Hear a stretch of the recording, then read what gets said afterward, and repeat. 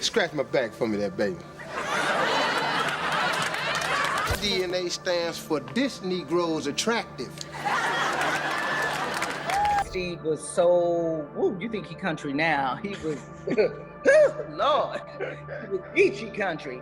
Why did the Steve Harvey Show suddenly disappear from TV? What was so bad about one scene that it got the show canceled for good? Fans loved the comedy, but something shocking happened that changed everything. Was it a mistake, or did the show go too far? People still talk about it today. Just because you old and lonely and Steve ain't got no game, don't mean I'm gonna let you push up on my man. So, what really went down? Why did the Steve Harvey Show fade into the background while other 90s sitcoms became classics? And was it just another victim of changing TV trends, or was there something deeper at play? Let's get into it. Did I date your sister? If you ever watched the Steve Harvey Show, you probably noticed it had some very old school ideas about men and women. Steve's character, Mr. Hightower, was the kind of guy who always thought he knew best, especially when it came to dating. My DNA stands for This Negro's Attractive. And let's just say, he wasn't exactly interested in hearing women's perspectives. The whole show leaned hard into those classic, men do this, women do that stereotypes, which didn't age too well, but Steve didn't stop there. His book, Act Like a Lady, Think Like a Man, took those same ideas and ran with them. A lot of people weren't thrilled about how it painted men as simple creatures who only care about sports and, well, you know. The whole thing basically told women they had to work around men's very basic needs instead of expecting, actual emotional depth. So, while Mr. Hightower was confident, funny, and always had a slick comeback, but when it came to women, let's just say he wasn't exactly a champion for their perspectives. Scratch my back for me there, baby. Take his whole thing with Regina Greer, Wendy Raquel Robinson, the no-nonsense principal, and his longtime friend / love interest. She was smart, ambitious, and had her life together, but the show kept treating her love life like a joke, like she couldn't really have it all if she didn't have a man. Meanwhile, Steve, flaws and all, he was always painted as the guy every woman should want. Their whole back and forth was supposed to be fun, but a lot of it was just Steve clowning on her, downplaying her struggles and acting like he was the relationship expert. Watch yourself, Sid. You be driving her mama around. Even Cedric and Levita's relationship stuck to the usual playbook. Levita was the loud, over-the-top girlfriend who adored Cedric, while he was the goofy guy who somehow still had the final say. It was that classic sitcom setup where the woman is doing the most to lock things down and the guy is just coasting until he finally gives in and makes it official. You spent the night with my man! Baby, it's not what you think. Levita, it is nothing like that. Outside the main cast, the show didn't exactly go out of its way to give female characters depth. Most of them were either love interests for Steve or just there for laughs, not actual well-rounded people. The whole message? Men call the shots, and women are supposed to just roll with it. No growth, no change, just take them as they are. Kinda hilarious how the Steve Harvey Show and Steve Harvey's dating advice are basically the same thing. His book is all about telling women to stop expecting too much from men and just roll with whatever they get. And if you look at the show, it was pretty much the same deal. Women had to be patient and put up with guys doing the bare minimum, while men got a free pass to just exist without changing a thing. Nobody really questioned it back then because that's just how sitcoms played out. Lots of jokes, lots of back and forth. But now, yeah, some of that messaging about relationships is looking real outdated. Just because you old and lonely and Steve ain't got no game, don't mean I'm gonna let you push up on my man. According to critics, Steve isn't out here trying to help women. He's just handing them the blame for everything men do wrong. And when it comes to cheating, he says guys do it because they're weak, but also because women aren't doing enough to keep them happy. He literally told Time that men need 3 things: support, loyalty, and the cookie, And if they don't get them, they're gonna find it somewhere else. So, yeah, if a guy cheats, that's on you, apparently. A writer once called out the biggest issue with Harvey's whole relationship philosophy. He thinks it's entirely on women to change. His advice is basically adjust to men's insecurities and bad behavior instead of expecting them to do better. He even suggests that women should pretend to be clueless about basic things, like lifting a box at Home Depot, so a man will feel useful and step in. Because obviously, nothing says love like faking helplessness to protect a guy's ego. So there have been accusations of colorism on the show. Yeah, that criticism isn't coming out of nowhere. If you really look at the Steve Harvey Show, there was definitely a pattern. It wasn't super in your face, but lighter-skinned characters were usually the ones in charge, successful, or seen as desirable. Meanwhile, darker-skinned characters were often the funny sidekicks or the ones struggling. It's one of those things that might not have seemed obvious at the time, but looking back, it's hard to ignore. Smell like feet, but you know that aroma usually make me doze off quicker anyway. Regina, the principal and Steve's love interest, was light-skinned, polished, and career-focused, though the show loved turning her dating life into a running joke. On the other hand, Lovita, Cedric's girlfriend turned wife, was darker-skinned and played as the loud, over-the-top one. She had street smarts, sure, but the show leaned hard into stereotypes with the way she talked, acted, and carried herself, all for laughs. Just because you old and lonely and Steve ain't got no game, don't mean I'ma let you push up on my man. Even with the students, you could see a pattern. Lighter-skinned characters were usually more polished or seen as attractive in that TV perfect way, while darker-skinned characters were often given bigger, goofier personalities for laughs. It's part of a bigger trend in media where lighter-skinned Black actors get the lead roles or the ones people are supposed to admire, while darker-skinned actors end up playing the sidekick or the comic relief. The show didn't really switch things up when it came to representing Black beauty either. There wasn't much effort to highlight different skin tones, hair textures, or body types in a way that celebrated everyone equally. Unlike Living Single or Moesha, which had a more diverse mix of leading ladies, the Steve Harvey Show played it safe with its casting and didn't really address the deeper issue. This kind of casting feeds into the long-running issue of colorism in entertainment, where lighter skin is automatically tied to beauty, success, and status, whether people say it out loud or not. The Steve Harvey Show wasn't out here making that point on purpose, but it was definitely part of a bigger pattern that Hollywood still hasn't shaken. A lot of 90s sitcoms, Martin, Fresh Prince, Family Matters, had their own versions of this, whether they meant to or not. Terry even opened up about the eeps and downs of playing Lovita on the show. The role put her on the map, but it also came with a lot of criticism. Some folks didn't get that she was just acting. They judged her like she was Lovita instead of recognizing the work she put into the character. Lovita Alizé Jenkins, Administrative Assistant. That's my title. One of the biggest struggles? Getting stuck in a box.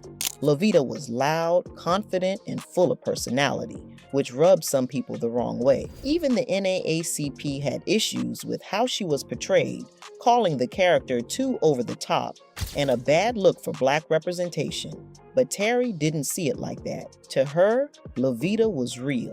People like her exist, and she was proud to bring that energy to the screen. Lovita Alizé Jenkins, Administrative Assistant. She even snagged 3 Image Awards, proving some people got what she was doing.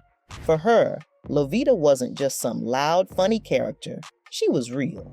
"This is the voice for the girls I grew up with," Terry said, and she meant it. She knew Lovita because she was Lovita in a lot of ways. Some folks were uncomfortable with the role, but Terry saw it differently.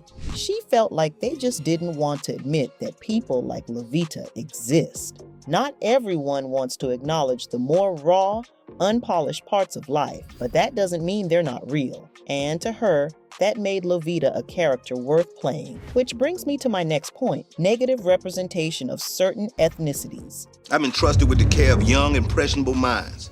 But since I don't see any of them here... Cedric, the entertainer, played Cedric Jackie Robinson, Steve's best friend and co-worker. And while he was definitely lovable, his character leaned on some old school stereotypes about black men in TV.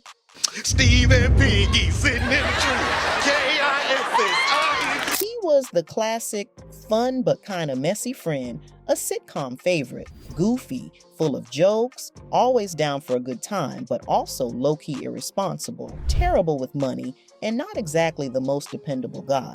Even though he had a steady job as a coach and teacher, the show played up the idea that he cared more about having fun than being responsible, which fed into that tired trope of the carefree black guy dodging grown-up duties. Cedric and Levita's relationship was straight out of the black sitcom playbook, guy dodging commitment, woman trying to lock it down.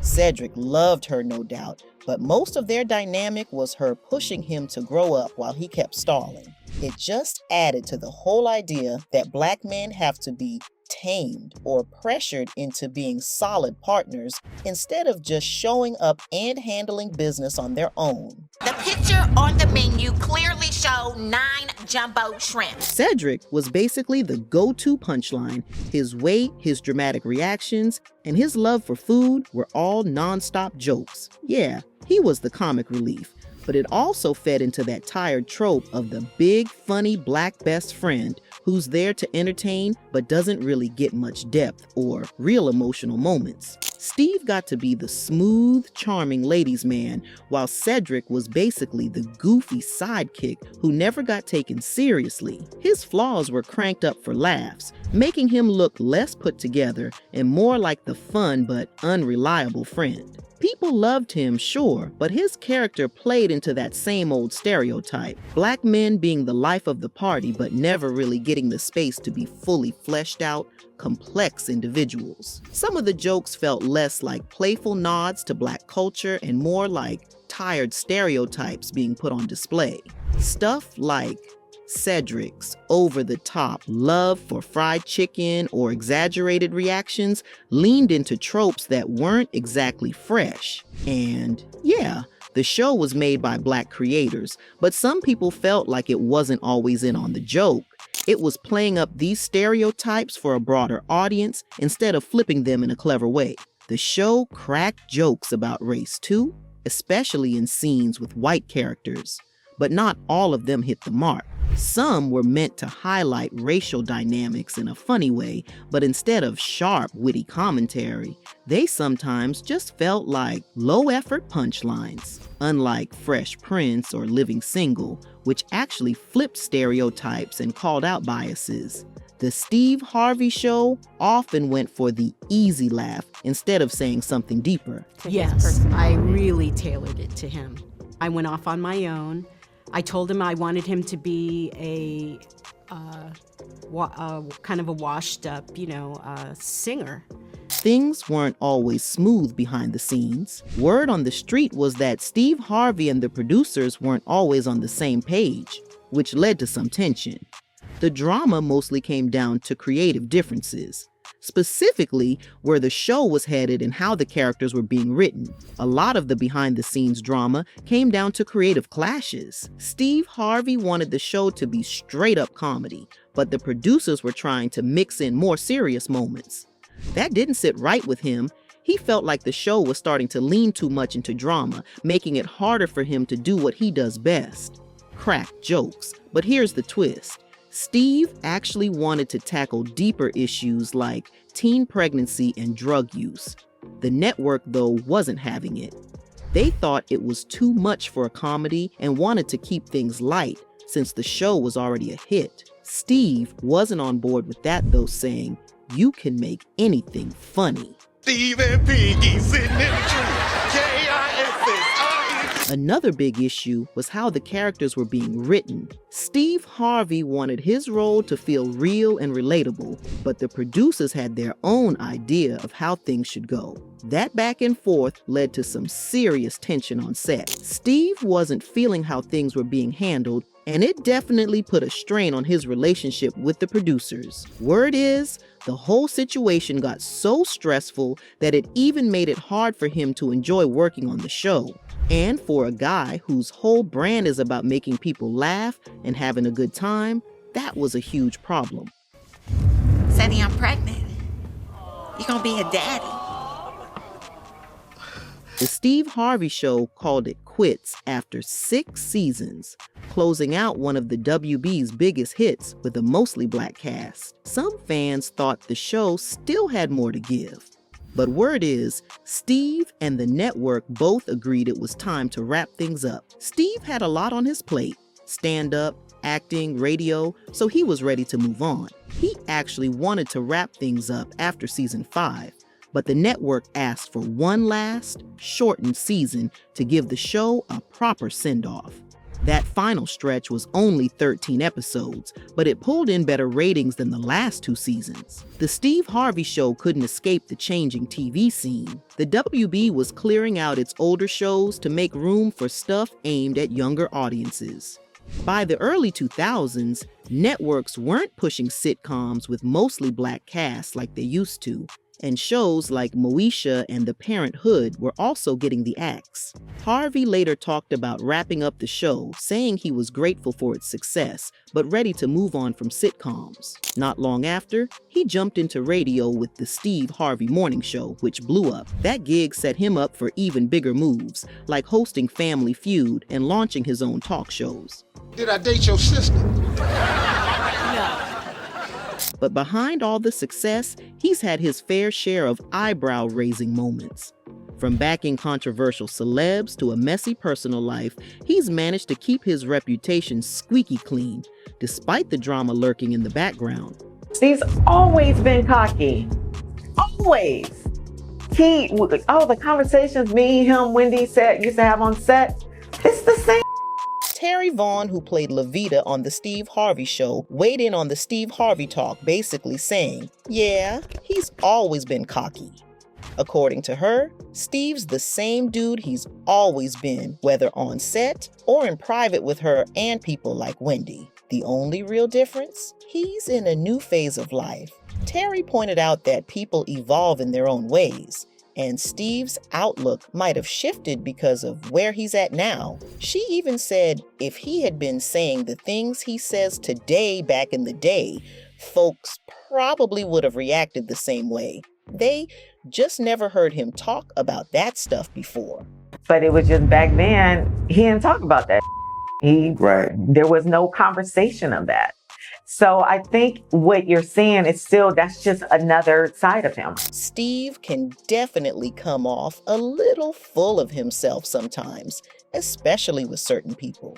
Terry said both he and Cedric are solid guys, but Steve can be a bit much to deal with at times. One thing that seemed to bug him? The way the women on set dressed. Terry said she and the other women would roll up in comfy clothes, sneakers, sweatpants, because they were rehearsing for hours. But Steve? He'd always ask why they weren't in dresses or heels, joking that they should look more put together. Terry thought it was funny, but also couldn't imagine trying to get through rehearsals dressed like that. Steve's take on appearances is definitely old school. He expects people to always be dressed to impress. Terry joked that she could never date him because there's no way she'd keep up with those expectations. According to her, Steve wants everyone looking wedding ready 24/7, and that's just not her thing. She admitted that people call him out for his style and attitude, but she sees it as his way of being funny. In her eyes, it's just Steve flexing a little, showing off that he made it no matter who doubted him. The fall from grace of a living American legend 50 years in the making. Bill Cosby's alleged questionable behavior had gone largely unnoticed for decades. Steve Harvey and Bill Cosby go way back, with Steve even calling the former TV dad a mentor. But things took a turn when Cosby's name started making headlines for all the wrong reasons. Starting in 2014, dozens of women came forward with allegations of being drugged and him over the years. In 2018, he was convicted and sentenced to a decade behind bars, though he only served 2 years before the Pennsylvania Supreme Court threw out the case in 2021. Back in 2017, Steve made it clear he wasn't turning his back on Cosby. He told The Hollywood Reporter that he tried to check in on him, but Cosby basically told him to stay far, far away. According to Steve, he called to see how he was holding up, and Cosby hit him with, "Man, I appreciate it, but you don't need this mess on you right now." Steve found that response pretty wild, saying it was a big thing for someone in that situation to admit. Red hot, poker hot, hot tamale hot. I'm talking about Tabasco. So it's just I got in trouble. Right. When we started dating. Steve's love life has been a whole situation. His first marriage to Marsha Harvey started when he was still grinding as a comedian, but success brought some drama. After more than a decade and 3 kids, they called it quits. They had already split before their last kid was even born, and things got even messier from there. Marsha accused him of skipping out on child support, and while all that was unfolding, Steve had already moved in with Mary Shackelford, his future second wife, before his divorce was even finalized. He and Mary eventually tied the knot and had a son, but that marriage didn't last either. When they broke up, Mary threw out some serious accusations, claiming he had been stepping out on her with his now wife, Marjorie Harvey. Steve and Marjorie made it official in 2007, and they've been going strong ever since. Together, they're raising a whole squad, 7 kids in total. 4 are Steve's, and the other 3 are Marjorie's, but he officially adopted them. One of them, Lori Harvey, has built her own brand in the fashion world and is out here making headlines on her own. In 2023, the internet started buzzing with rumors that Marjorie had something going on with the family's security guard and chef. Steve shut it all down during a comedy show, making it clear that his marriage was solid and people needed to stop with the nonsense. But that's not the only drama Steve has dealt with. Back in 2015, he got caught up in a legal mess with an aircraft company. He wanted a private jet customized. Think fewer seats, a fresh interior, the whole upgrade, but when it came time to pay up, he allegedly only sent half the cash. The company also said Steve had verbally agreed to lease the jet for nearly $100,000 a month, but that deal never happened. So they took him and his aviation business to court. The company sued him for over $200,000. The whole drama eventually got settled, with the company deciding to work out a deal with Steve's aviation business instead of dragging things out in court. Since then, Steve's been living it up, sharing pics of himself kicking back in his private jet. At the end of the day, the Steve Harvey Show had its moments. Some funny, some questionable, and some that definitely wouldn't fly today.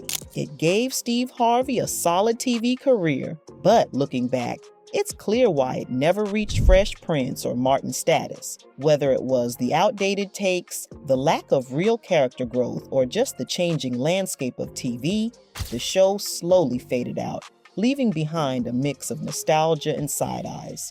But what do you think? Was the Steve Harvey Show an underrated gem, or just another 90s sitcom that didn't age well?